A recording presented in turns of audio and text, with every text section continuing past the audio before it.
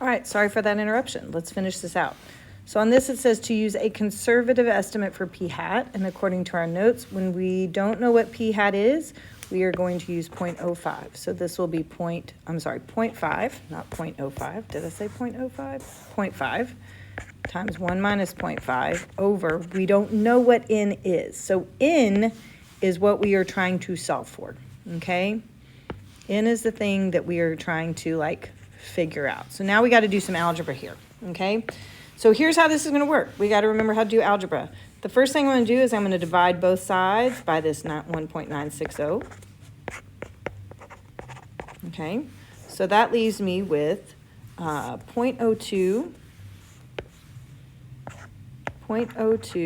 times 1.960 equals, I still have this over here, so this is going to be 0.5. I'm going to go ahead in the numerator, and let's go ahead and multiply these two together. So that's going to be 0.5 times 0.5, which ends up being 0.25 over n. Let's just make everything as simple as possible. Get rid of numbers. All right, now I've got to undo this square root. So the way I undo a square root is I'm going to square both sides, right? So that leaves me with 0.02 and 1.96 squared equals 0.25 divided by n. Now the issue is that n's in the denominator. So technically I'm going to multiply both sides by n, and then I'm going to divide by this to get n by itself. But really what happens here is that the n and these can switch places. So that ends up being n equals 0.25 divided by 0.02 divided by 1.96 squared. And when we do that math in the calculator and round up, we get 2,401 signatures. Okay.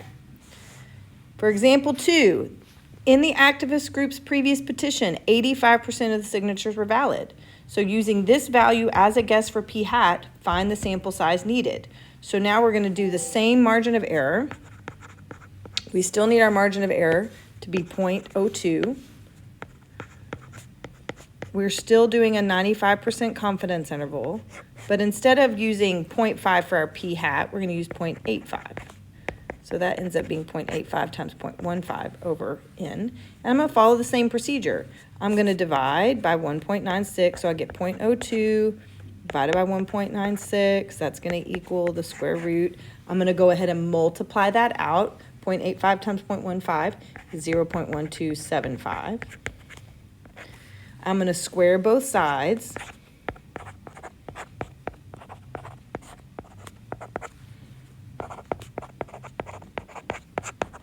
And then I know that n can equal 0.1275 divided by 0.02, 1.96 squared.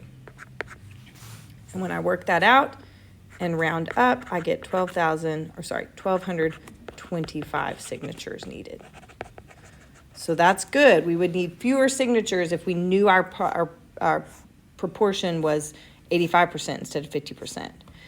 Then it says, what if the county clerk demands a 99% confidence level instead of 95%? So we need to be more confident. Would this require a smaller or larger sample size, assuming everything else remains the same? So we're not changing anything else. Always, always, always, larger sample size is what we need to be more confident. To be more confident, right, which is what we're asking for. We're going from 95 to 99. The county clerk needs more signatures.